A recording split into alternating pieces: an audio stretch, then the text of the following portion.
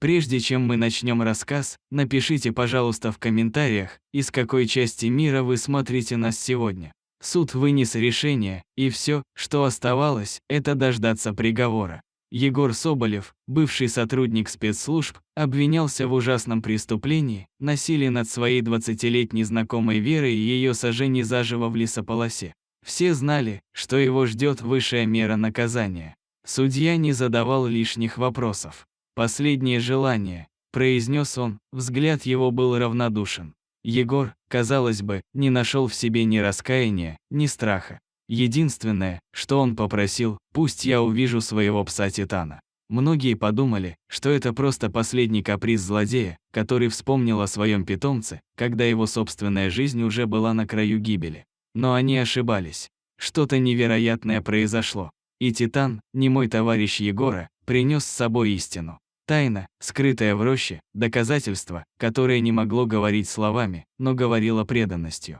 Это не просто история о преступлении. Это история о борьбе за невиновность, о верности и справедливости, которую не смогла скрыть тень закона. Подождите до конца, потому что финал, он поразит вас до глубины души. Егор Соболев, бывший сотрудник спецслужб с суровым выражением лица и потаенным внутренним миром, жил один в небольшом коттедже на окраине рощи, в холодном регионе, который местные жители называли «Ледяные ключи». Вместе с ним была только его преданная собака Титан. Немногословный и верный спутник, которого он вырастил с самого маленького щенка. Жизнь Егора была тиха и обособлена. Он ушел в отставку после долгих лет службы, но внутри него оставались следы от старых операций и давно забытых коллег. Роща вокруг дома была его единственным товарищем, и холодные ветры, казалось, поддерживали его в уединении. Однако все изменилось несколько недель назад, когда в его жизнь вернулась Вера, девушка, с которой он познакомился, когда еще работал в ведомстве. Отношения с ней были запутанными. Страсть, которая изначально возникла между ними, постепенно переросла в серию напряженных конфликтов. Вера постоянно говорила, что Егор слишком скрытен и не понимает ее, но он не мог иначе. Он был привык к одиночеству и строгой дисциплине, но любовь к Вере заставляла его бороться с этим. Несколько дней назад их отношения перешли на новый уровень отчуждения.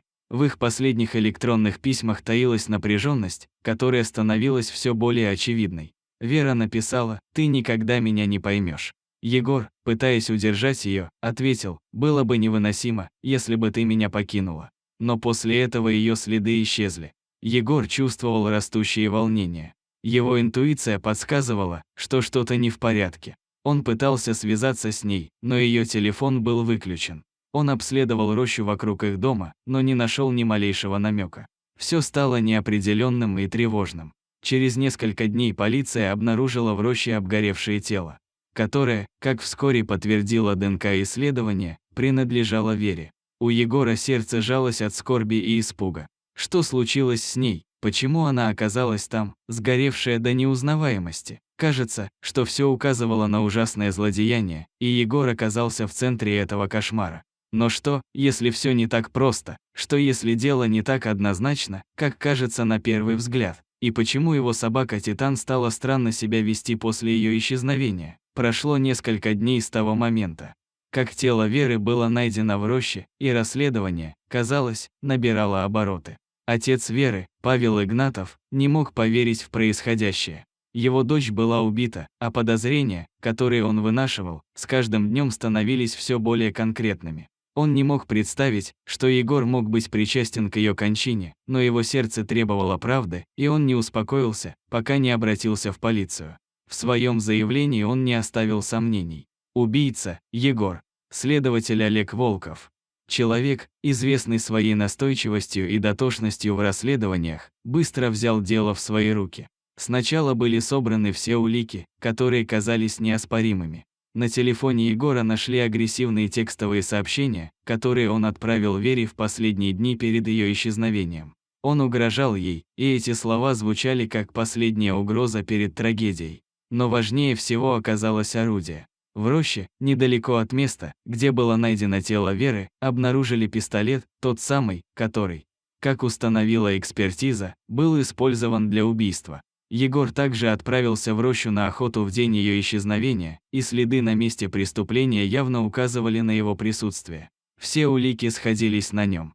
Не было никаких сомнений, что Егор – главный подозреваемый. С таким набором доказательств дело было ясным, и Волков с уверенностью представил их в суде. Судья Сергей Астахов сидел в своем кресле. Его лицо было лишено эмоций, но атмосфера в зале была крайне напряженной. Родители Веры, коллеги Егора и многочисленные наблюдатели следили за процессом с затаённым дыханием.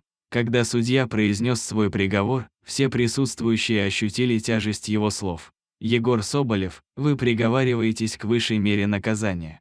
Зал суда наполнился ропотом. Этот момент стал точкой невозврата для Егора. Судебное разбирательство казалось завершенным, но все же оставалась одна маленькая деталь, которая никого не оставляла в покое – его собака Титан. Егор сидел в камере, которая теперь стала его обителью, хотя он и знал, что не останется в ней надолго. Приговор был вынесен, и, несмотря на все попытки доказать свою невиновность, общество, казалось, уже решило его участь. Он знал, что его последним шансом будет только чудо. Время шло медленно, и мысли Егора путались. Но одно было ясно – ему нужно было увидеть свою собаку Титана хотя бы в последний раз. Он попросил встречу с животным как последнее желание. Все в тюрьме считали, что это был лишь жест отчаяния. Но для Егора Титан был не просто собакой. Это было единственное создание, которое оставалось для него настоящим другом в этот момент. В глазах Титана Егор видел верность, понимание, любовь, то, чего не мог найти у людей. Именно поэтому он поверил, что эта встреча может стать не просто прощанием, но и возможностью на спасение. Когда дверь его камеры открылась и в нее вошел охранник, за ним следовал Титан. Собаке было позволено подойти и лечь рядом с Егором. Животное сразу же подбежало к своему хозяину, как только его увидело, и с радостью прыгнуло на колени, облизывая руки. Егор провел рукой по шерсти своего питомца, чувствуя, как его сердце сжимается от печали. Он вздохнул и тихо сказал: «Титан, я не виновен. Если ты можешь что-то сделать, сделай это. Я верю, что ты сможешь помочь мне». Собаки не понимали человеческих слов, но они чувствовали эмоции своих хозяев. Титан словно ощутил тяжесть слов Егора и с трудом оторвался от его рук. Встал, огляделся и внезапно побежал к двери. Он быстро вбежал в коридор и исчез за углом. Охранники не могли понять, что происходит, и попытались остановить собаку. Но Титан был слишком проворным. Он был как тень. И когда дверь закрылась за ним, все вернулось в тишину. Но Егор знал, что его собака не уйдет просто так. Он с надеждой посмотрел в темноту и вновь закрыл глаза, погружаясь в воспоминания о лучших днях своей жизни. Титан продолжал путь через улицы, густые дворы и оказался в роще. Холодная ночь, буря, снегопад. Все это было знакомо ему. Роща, которую окружают деревья, была тем местом, где он и Егор провели много времени. Титан, несмотря на ненастье, не сомневался в своем маршруте. Он не мог позволить своему хозяину исчезнуть так, как будто ничего не случилось. Эта буря была лишь частью его похода, частью его задачи. Продираясь через густые кусты и перепрыгивая через поваленные деревья, Титан двигался вперед, словно ведомый каким-то незримым светом. Он знал, что ему нужно найти то, что может доказать невиновность Егора. В его нюхе, в его душе была только одна мысль – он должен найти правду. Он бежал, несмотря на холод и снегопад, зная, что время неумолимо уходит. В конце концов, когда буря немного стихла, Титан наткнулся на странный след. Что-то необычное для рощи. Место, которое он давно знал. Это было место, где когда-то проходили охотники, и теперь здесь были лишь следы чьих-то действий. Титан подошел поближе и заметил несколько предметов, которые могли бы быть полезными. Сначала он нашел флакон с содержимым, который быстро распознан как использованные средства контрацепции. Казалось бы, ничего важного, но запах был знакомым. Это могло стать ключом. Продолжая искать, он наткнулся на что-то гораздо более значимое – флеш-карту. Это было странное, но явно ценное доказательство. Титан осторожно взял ее зубами и зажал ее в пасти, будто знал, что это может стать тем самым связующим звеном, которое оправдает его хозяина. Он вернулся тем же путем, что и пришел, несмотря на ночь, снегопад и холод. Это было не просто физическое испытание, но и моральное. Собаки могут чувствовать, когда что-то важное скрыто от них. И Титан чувствовал, что эта флеш-карта была ключом к спасению.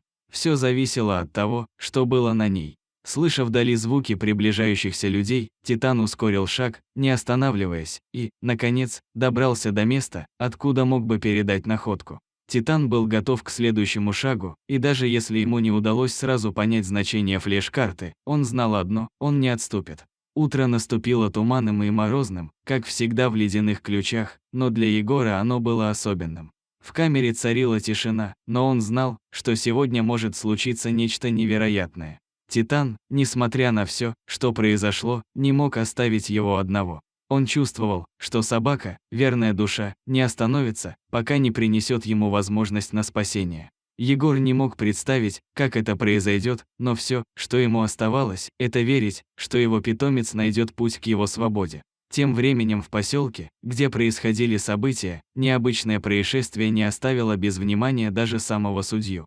Сергей Астахов, известный своей непреклонностью и суровостью, все еще переживал за недавнее вынесенное решение. Он не мог не заметить, что все складывалось слишком легко, как будто Егор был уже заранее приговорен, а весь процесс был лишь видимостью. Однако то, что произошло с утра, сильно его удивило. Титан, яростно лающий, стоял у его автомобиля, словно охранял его от чего-то невидимого. Собаки обычно не вели себя так странно, особенно в таком месте, где все было под контролем. Но Титан не останавливался, и его лай становился все более отчаянным. «Что за чертовщина?» – пробормотал судья, выходя из своей машины. Он подождал, прежде чем решительно крикнуть на одного из охранников: «Приведите этого пса». Охранники сразу же выполнили приказ, но не могли понять, что происходит. Титан, увидев людей, сделал шаг назад, но затем снова повернулся и направился в сторону рощи, не прекращая лаять.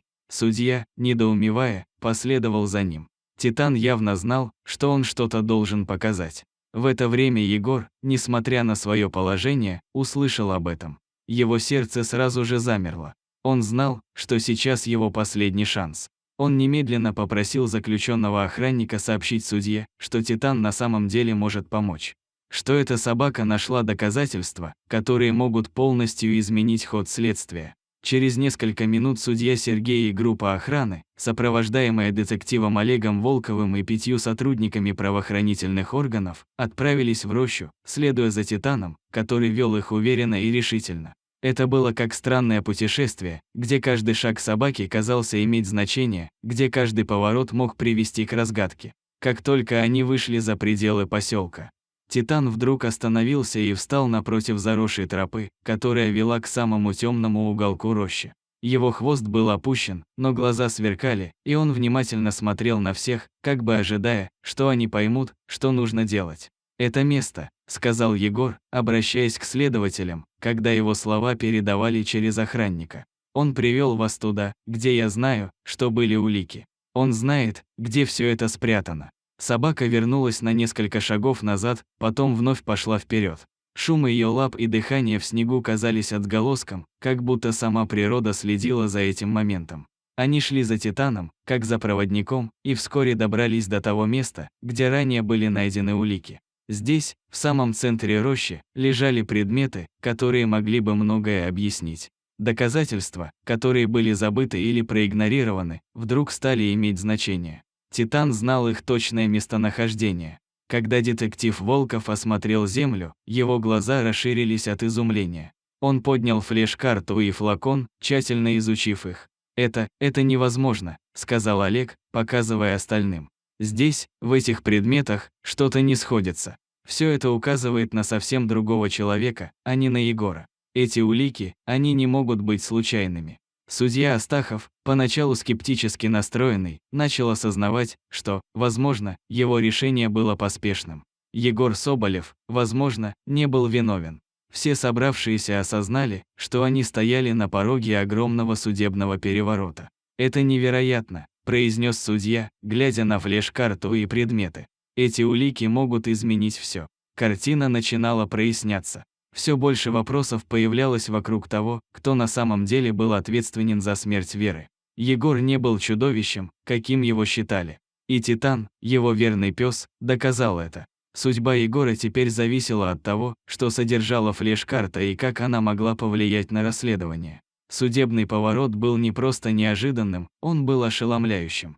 Когда Титан вернулся с доказательствами, судьба Егора изменилась, но то, что произошло дальше, было невероятным поворотом, который потряс всех. Судебная система, казалось бы, стояла на грани совершения ужасной ошибки.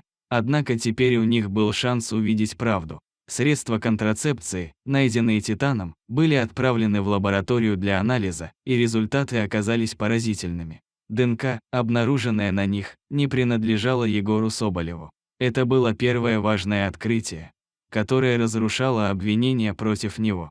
Вскоре лаборатория подтвердила, что ДНК принадлежала не ему, и это стало первым шагом на пути к освобождению. Но главное доказательство, которое подорвало все, что казалось неоспоримым, пришло от флеш-карты. Титан не просто привел полицию к уликам, он направил их к видеозаписи, которая кардинально изменила ход расследования. Сама по себе флеш-карта выглядела неприметно, но как только видео было воспроизведено на экране, стало ясно, что все обвинения против Егора – ложь. На видео были запечатлены ужасные кадры, которые никто не ожидал увидеть. Вера и еще две девушки, которых Егор не знал, были жестоко изнасилованы и затем сожжены заживо. Все это было сделано бандой мотоциклистов, среди которых четко видны лица и татуировки, которые можно было легко опознать. Главные фигуры на видео – это Петр и Данил, два известных в этом районе человека, которых многие знали как безжалостных преступников. Вера, казалось бы,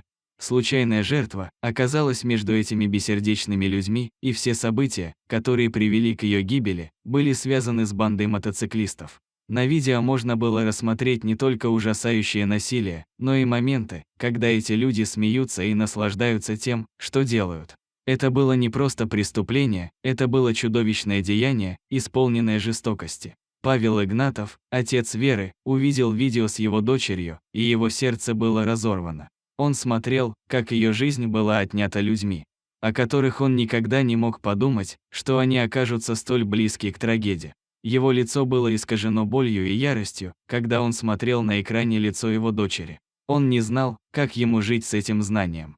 Но одно было ясно, он не мог больше обвинять Егора. Это было ужасное осознание, которое его потрясло до глубины души. «Как я мог поверить в это?» – шептал он, стоя в зале суда, когда видео было завершено. «Как я мог обвинить человека, который на самом деле не совершил этого?» Судья Сергей Астахов, который уже вынес приговор и был уверен в своей правоте, стоял теперь перед новым ужасом. Он все видел своими глазами, и никакие доказательства не могли заменить того шока, который он испытал, наблюдая это видео. Судья, как профессионал, знал, что ошибки бывают, но не до такой степени. Он понимал, что это не только ошибка, но и трагедия, которая могла стоить человеку жизни. Это заставило его переосмыслить свои действия. Судья поднялся со своего места. Его лицо было суровым и напряженным, когда он взглянул на Егора Соболева, сидящего в зале суда. Егор, чья жизнь была разрушена на столько дней, выглядел изможденным, но теперь его глаза снова начали гореть надеждой. «Суд признает Егора Соболева невиновным», произнес судья Сергей Астахов. И его голос звучал как приговор, но уже к самой системе, которая допустила такую ошибку. Егор не мог сразу поверить в то, что слышал. Все, что он пережил, казалось почти невероятным, но это было правдой. Он был освобожден, и теперь ему предстояло вернуться в мир, который он оставил, будучи обвиненным в убийстве, которого он не совершал. Но его мысли снова вернулись к Титану, верному другу, который не просто спас ему жизнь, но и доказал его невиновность. Егор встал, не веря своим ушам, и в следующий момент его взгляд встретился с глазами Титана, который, как и раньше, был рядом с ним. Этот момент был настолько глубоким, что Егор не знал, что сказать. Все, что он мог сделать, это подойти к своему питомцу и погладить его. Павел Игнатов, стоящий в стороне, смотрел на сцену с отчаянием, но и с пониманием. Он знал, что справедливость все-таки восторжествовала, но цена этой победы была велика. Он потерял дочь, и это не может быть забыто. Но, возможно, теперь он мог отпустить боль, зная, что виновные будут наказаны. Этот случай стал не просто историей о борьбе за свободу, но и напоминанием о том, как легко можно ошибиться. судя по внешним признакам, и как важно искать истину, несмотря ни на что. После того, как правда была раскрыта, мир Егора изменился. Он больше не был обвиняемым, а стал свидетелем того, как правосудие начинает свою работу. Однако для того, чтобы полностью завершить этот процесс, оставался последний шаг – поймать тех, кто был ответственен за все эти ужасные события. Полиция, следуя подсказкам, наконец нашла Петра и Данила. Эти двое, подло скрывшиеся в заброшенном ангаре на окраине города, не ожидали, что их дни свободы подошли к концу. Когда они пытались убежать, они были арестованы без особого сопротивления. Для них не было больше спасения, и они знали это. Петр и Данил, оказавшись в суде, не пытались оправдываться. Они смотрели на обвинения с холодным и безразличным взглядом, не проявляя ни стыда, ни раскаяния. На вопрос о том, что случилось с девушками, Петр ответил с жестокой уверенностью. «Да, я сделал это», — сказал он. Его голос звучал спокойно и без эмоций. «Мы убили этих девочек. Вера была последней, кто осмелился сопротивляться. Они были нашими жертвами, и мы не пожалели ни одной из них». Данил лишь кивнул, подтверждая слова своего сообщника. Судья, слушая их признания, ощущал, как его гнев растет. Эти жестокие злодеяния нельзя было простить. Суд, который так долго стоял перед вопросом о виновности Егора, теперь находился перед настоящими убийцами. Теперь все было ясно. Петр и Данил, они должны были понести наказание. Судья с холодным, но решительным лицом произнес, они оба приговорены к высшей мере наказания. Его слова, хоть и лишенные эмоций, звучали громко и твердо. В этот момент все в зале почувствовали, что справедливость свершилась и что наказание было заслуженным. Но для Егора, сидящего в зале суда, это было не торжеством, а тяжелым и мучительным моментом. Он не чувствовал радости от того, что те, кто причинил ему столько боли, были приговорены.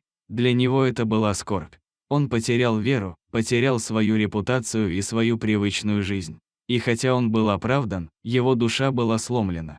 Теперь ему предстояло жить с тем, что произошло. Когда судья завершил оглашение приговора, Егор встал и подошел к Титану. Он крепко обнял свою собаку, которая стояла рядом, как всегда верная и преданная. Этот жест был не просто благодарностью за спасение, но и выражением всей боли, которую он пережил. Слезы текли по его лицу, но в его глазах была решимость. «Спасибо», — шептал Егор, поглаживая Титана. «Ты спас меня». Он знал, что правосудие было восстановлено, но внутри него не было облегчения. Он потерял свою любовь, свою жизнь, и теперь ему предстоит заново строить свое будущее, в котором не будет веры, но в котором будет его верный друг Титан. Павел Игнатов, стоявший в стороне, смотрел на сцену с чувством горечи. Он понимал, что убийцы его дочери были пойманы и наказаны, но он также знал, что для него не будет полного прощения. Он потерял дочь, и его боль оставалась неизмеримой.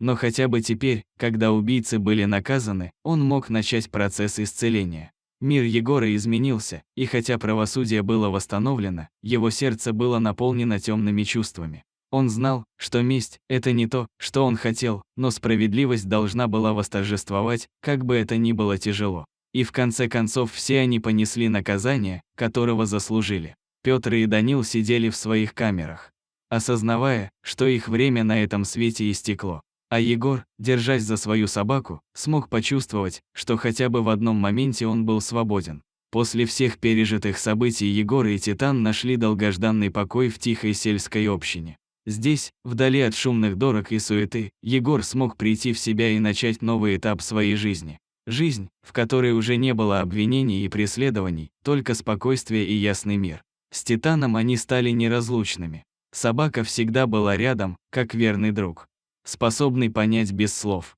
Вместе они наслаждались тишиной и простотой общинной жизни. Однажды вечером, сидя у окна в маленьком доме, Егор погладил Титана по шерсти и сказал: «Ты вернул мне жизнь, друг». Его голос был тихим, но полным благодарности. Он думал о том, как все изменилось. Титан подошел поближе и лег рядом. Его голова уютно положилась на плечо хозяина. Это был момент безмолвного понимания, когда все слова становились излишними. Егор знал, что в этой маленькой общине они нашли свое место, а мир, полный боли и страха, остался позади. Где-то далеко за горизонтом заходило солнце, окрашивая небо в теплые цвета заката. Это был момент покоя и надежды, ведь новый день уже был близок. В этот момент Егор почувствовал, что наконец-то он может двигаться вперед.